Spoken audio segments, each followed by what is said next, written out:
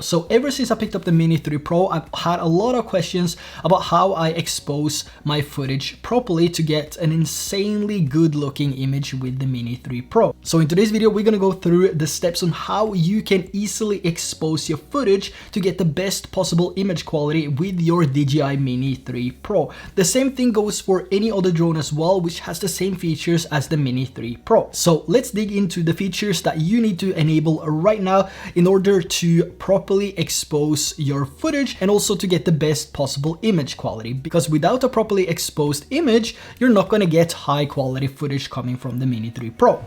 So the first thing we're going to do is to go over to the settings tab and over to camera. Here we have two different options which can help us expose our image properly. The first one is the overexposure warning, and the second one is histogram. So let's take a look at the overexposure warning first. So by enabling this option, you'll see that you're now having something that looks like zebra stripes on your screen. So basically what this is doing and how this works is that any area that has zebra lines is potentially overexposed. Now, why I say potentially is because it doesn't seem like the zebras are set to 100% brightness. So the brightness has a level from 0 to 100%, where 100% is completely white. Now, if we take a look at this image here, it seems like this is overexposed.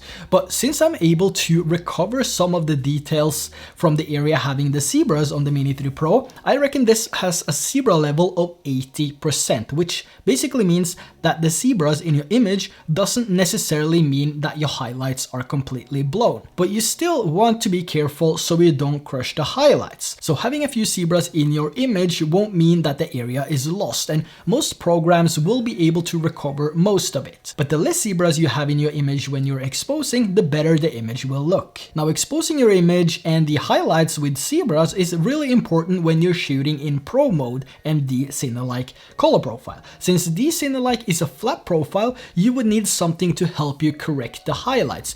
Because of the flat profile, if you're not using any zebras or a histogram, it might actually be hard to see if your sky is properly exposed. And the same thing goes with the other brighter parts in your image, so enabling overexposure is really important if you want the best possible image. But in some situations, it can also get really hard to expose properly using the overexposure warnings only, and especially if you are flying and recording your videos in auto mode. So that leads us to the next feature which you need to enable right now, and that is the histogram. Now, you can enable this and use it with the overexposure warnings, or you can use it alone because it gives you all the information that you need to properly expose your image.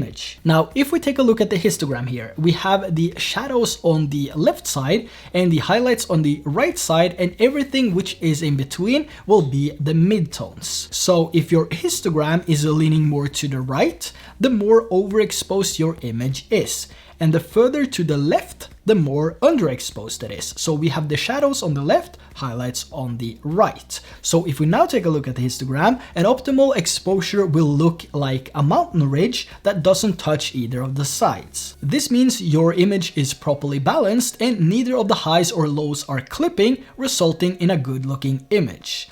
On top of this, you can also use the exposure warnings to see if you're losing any details in the bright parts of your image. Now, if you look at the screen now, this is what I mean with the zebras not being set to 100% brightness. So if you look at the overall image here and the histogram, we see that the image is being properly exposed, but the zebras are still showing in the highlights.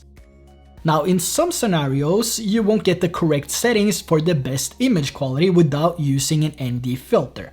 So having a set of ND filters in your backpack, your car, or your shoulder bag is something to consider if you don't have it already. Now, this video is not sponsored by Freewell, and they didn't send me any product related to this video. But if I should recommend some filters, it would be Freewell. I've used their filters for 5 or 6 years now, and they do a really good job without compensating on the quality. So I highly recommend that you check out Freewell if you don't have any filters from them already. Now, as I mentioned in the beginning, I have a full in-depth video with 15 settings on how you get the best possible image quality with the Mini 3 Pro. So I recommend that you check that out if you want to optimize your quality and also learn a few tips and tricks along the way. Links will be down in the description below.